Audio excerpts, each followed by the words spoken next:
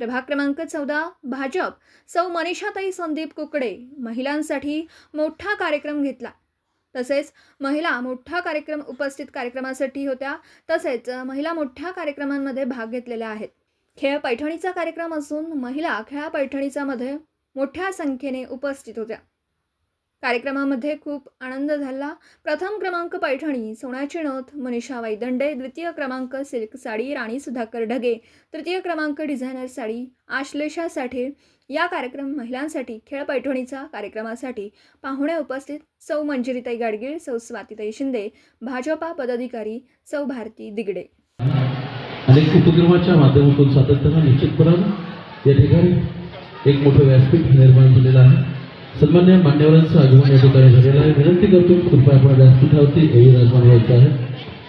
माननीय नितीनजी शिंदे, स्वागतम अशोकजी शेट्टी, अशोकांना शेट्टी, भारतीताई दिगडे, भारतीय जनता पार्टीचे हे सर्व नेते मंडळी कार्यक्रमाला शुभेच्छा देण्यासाठी उपस्थिती। मानाची पैठणी तुम्हाला मिळालेली आहे आणि सोन्याची नथ मिळालेली आहे। सगळ्यांच्या पेक्षा प्रथम क्रमांकाचं बक्षीस तुम्हाला मिळालेलं आहे। खूप आनंदाचा बाब आहे। सासूबाई आहेत त्या? ठीक आहे, काय हरकत नाही। कसं वाटतं तुम्हाला त्या ठिकाणी? जरा पुढे या। प्रथम क्रमांकाचं बक्षीस मिळाले, कसं वाटतं? खूप छान वाटतंय। मला असं वाटत नव्हतं की मी खेळते, भरपूर खेळते, पण तुमचा कार्यक्रम मला आवडून आला आणि मिनिस्टरने एवढा छान कार्यक्रम केला। इथे बघितल्यानंतर असं वाटलं की मला एवढे गुप्त ठेवले की सगळ्यांना, म्हणजे असं नाही की कोण रिकामा गेलं, असं काही नाही की सगळ्यांनाच भेटवस्तू मिळाली।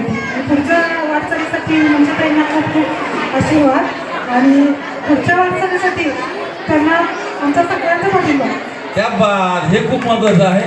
येणाऱ्या काळामध्ये निश्चितपणे तुमचा आशीर्वाद, तुमचं प्रेम, तुमची साथ अपेक्षित आहे, जेणेकरून अजून जर आपण मोठ्या प्रमाणामध्ये विविध सांस्कृतिक उपक्रम असतील। मनीषा या जोडीबद्दल तरी काय सांगाल? पती पत्नीची जोडी आहे, तुम्हीही पती पत्नी काम करत आहात, कसं वाटतंय? हाँ दादा हे पिल्याम जरा सरका का एक प्लेट घेतो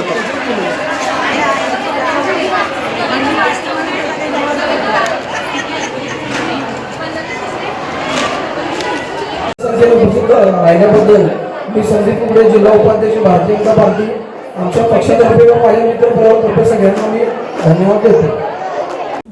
दिवसभरातील घडामोडींचा आढावा घेण्यासाठी पाहत रहा N24 मराठी न्यूज चॅनल।